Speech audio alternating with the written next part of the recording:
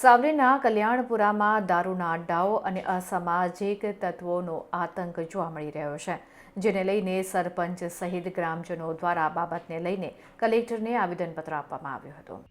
વડોદરા જિલ્લાના સાવલી તાલુકાના કલ્યાણપુરા ગામમાં ચાલતા ગેરકાયદેસર પ્રવૃત્તિઓ અને માથાભારે તત્વોના ત્રાસથી કંટાળીને ગ્રામજનોએ કલેક્ટર કચેરી ખાતે આવેદનપત્ર આપી ન્યાયની માંગણી કરી છે.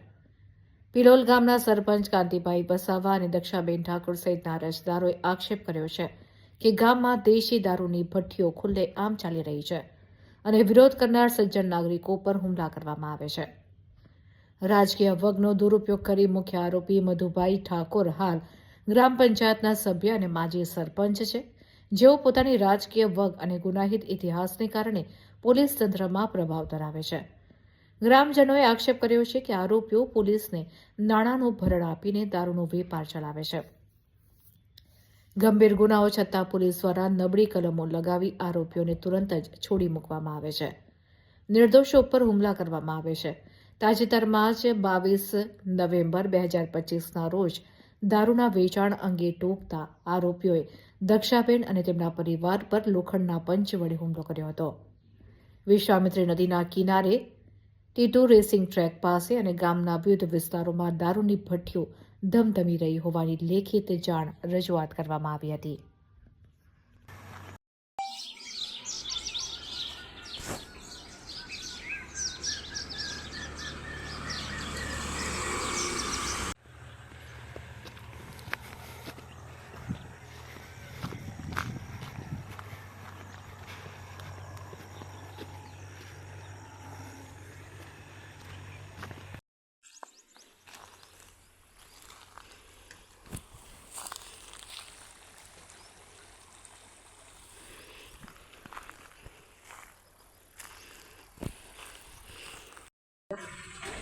જાણે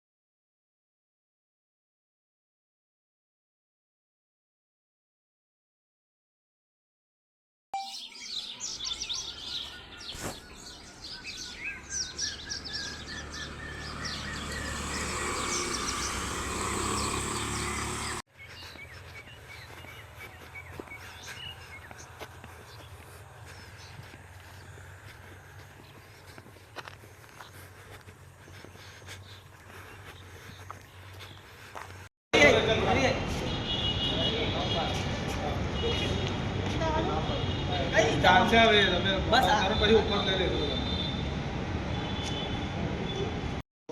એમાં કોપી ભઠ્ઠીઓનું છે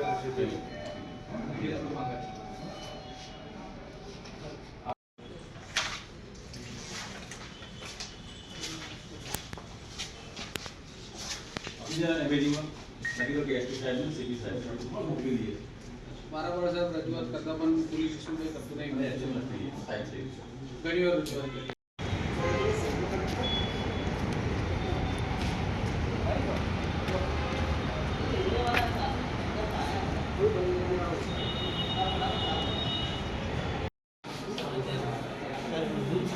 તમે છોડે ને 25 અમારે તો 22 છે જ બરાબર.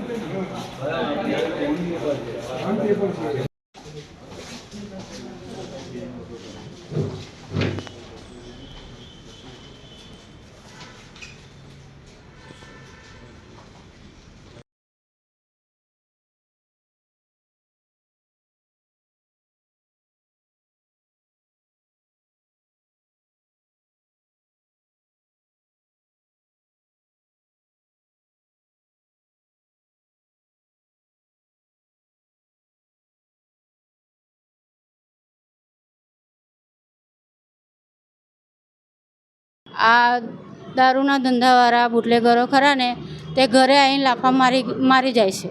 જી કોને માર્યું? હે કોને માર્યું? એ મધુભાઈ જીવનના ભાન્યા ખરા ને એ જ શીખવાડે છે. અને એ લોકો દારૂનો બેફામ દારૂ તો એ લોકો તો બહુ જ ગારે છે. પોલીસનો સંપર્ક નહીં પોલીસ સ્ટેશનમાં રજૂઆત કરી હતી આ વિષયને લઈને? કરી હતી અને પોલીસવાળા પોતે હોય એમની બાજુ ખેંચે અને અમારા પર એફઆઈઆર મોકલે અને એ લોકો અમારા પર ગુના દાખલ કરે ખોટા. આજે તમે કઈ જગ્યાએ આવ્યા છો? આજે કલેક્ટર ઓફિસમાં આવીશું મેં. શું માંગ કરી રહ્યા છો? મેં એ જ માંગ કરી રહી છું કે આ બધું એ લોકોનું આતંક બંધ કરે અને અમને શાંતિથી જીવા દે. આજે પણ અમારા ખેતરની અંદર નુકસાન કર્યું. જે અમે ફેન્સિંગ મારે છે ને એ સ્ટીકો હોય આજે ઉખાડી લઈ જાય. પહેલાં હોય અઠવાડિયે પહેલાંય લઈ ગયા, આજે પણ લઈ ગયા એ લોકો. એવી રીતના અમને હેરાન કરે ખેતીવાળા. અને એ માજી સરપંચ છે, અત્યારે હાલમાં સભ્ય છે. અમે આવ્યા છે સાવલી તાલુકા કલ્યાણપુરા ગામમાંથી. અમે પિલોલ પંચાયત લાગે અમે પિલોલ પંચાયતના સરપંચને લઈને આવ્યા છે. મધુભાઈ જીવનભાઈ ઠાકોર છે ને એ ગામમાં હેરાનગતિ કરે છે. ગામમાં અમારા પાક નુકસાની ખેડૂતો છે, અમે ખેડૂતનો વ્યવસાય છે, અમારા પાક નુકસાની કરે છે. એ લોકો ખુલ્લેઆમ દારૂ ગારે છે. તો પણ પોલીસને અમે જાણ કરીએ છીએ તો પોલીસ કંઈ કરતી નથી. અને અમે પોલીસ સ્ટેશને ગયા ને તો અમારા પર ખોટી એફઆઈઆર ફાડી છે કે તમે પોલીસની કામગીરીમાં હેરાનગતિ કરી છે. એ રીતના અમારા પર એફઆઈઆર ફાડી છે. મારા પર 3-4 નોટિસ પણ આવી છે કે તમે આવો, તમે જમા કરો, તમારા પર 4 ગુના લાગશે, 3 ગુના લાગશે, તમને અરેસ્ટ કરવામાં આવશે. એ રીતના મને પોલીસ પણ ધમકી આપે છે, કેમ કે પોલીસને એ લોકો ભરણ પૂરું પાડે છે.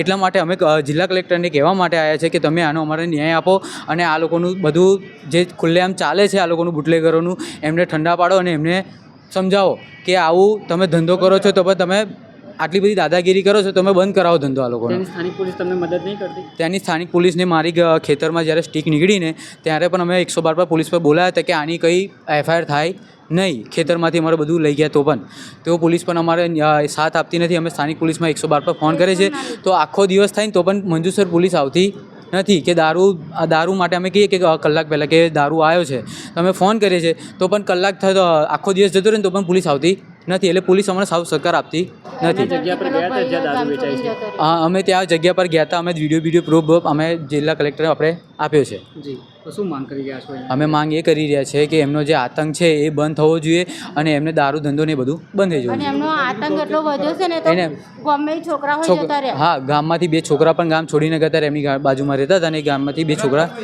એમના ત્રાસથી જ. લાગે છે તમે અહીંયા આવ્યા છો, ન્યાય મળશે તમને? હવે અમે આશા લઈને આવ્યા છે કે અમને ન્યાય મળે. હવે જોઈએ અમે ન્યાય આપે છે કે નહીં. પછી આગળનું શું રણનીતિ રહેશે તમારે? અહીંયા આગળ ન્યાય નહીં મળે તો અમે પછી થોડું આગળ જે થશે એ કરીશું. અમે સાવલી તાલુકાના ઇન્દ્રાળા ગામમાંથી આવીએ છીએ. આ પિરોલ ગામના પેટાપુરા કલ્યાણપુરા ગામમાં દારૂના પ્રશ્નનો દેશી દારૂના બેફામ ધંધાઓ ચાલે છે. એના માટે અહીંયા કલેક્ટરમાં અરજી કરવા માટે આવ્યા છે. અમારી માગ છે કે જે ચાલતા ત્યાં ગેરકાયદેસર દારૂના દેશી દારૂના ભઠ્ઠીઓ છે એ બંધ થાય. કારણ કે આજુબાજુમાં ત્યાં પશુધન નદીમાં પાણી પીવા માટે જાય છે. ખેતી માટે ખેડૂતો પાણીનો ઉપયોગ કરે છે. તે છતાં વારંવાર લોકલ પોલીસ સ્ટેશનમાં રજૂઆત કરવા છતાં એનું નિરાકરણ આવતું નથી. તો અમારી માગ છે કે દારૂના ધંધા બંધ થાય, કેમિકલવાળા અંદર પાણી જતાં બંધ થાય અને પશુઓને ખેડૂતોને એમનો ન્યાયનો હક મળે. આ બાબતે પોલીસને રજૂઆત કરો છો, પોલીસ શું કહે છે? પોલીસને રજૂઆત કરવા છતાં એ સમય પૂરતું બંધ થાય છે, ફરી પાછું વારંવાર ચાલુ જ રહે છે એ ધંધા. તો શું માનો છો કે આ સદંતર બંધ થઈ જવું જોઈએ? સદંતર બંધ થઈ જવું જોઈએ. અને આ દારૂ વિરોધી ઝુંબેશ ભાજપ સરકાર, આપણા મુખ્યમંત્રી ભૂપેન્દ્રભાઈ પટેલ બી ચલાવી રહ્યા છે. તો અમે સરકારને બી માંગ કરીએ છીએ, ભૂપેન્દ્રભાઈ અમારા સીએમને, કે ભાઈ તમે અમારા તાલુકાની અંદર આ ચાલતા કલ્યાણપુરા ગામ પર બી ધ્યાન દોરો અને આ ચાલતા ધંધા 2 નંબરના નદીને નુકસાન, પર્યાવરણને નુકસાન થાય છે એ બધું બંધ કરાવો. યુવાધન નુકસાન થાય છે, બેફામ ચાલતા આવે છે, લોકોના ઘરે અકાળે મૃત્યુ પામે છે લોકો. તો આ બધું ધ્યાનમાં લઈ અમે આજે માંગ કરીએ છીએ કલેક્ટરશ્રીને કે આ બધા ચાલતા ધંધાઓ બંધ થવા જોઈએ.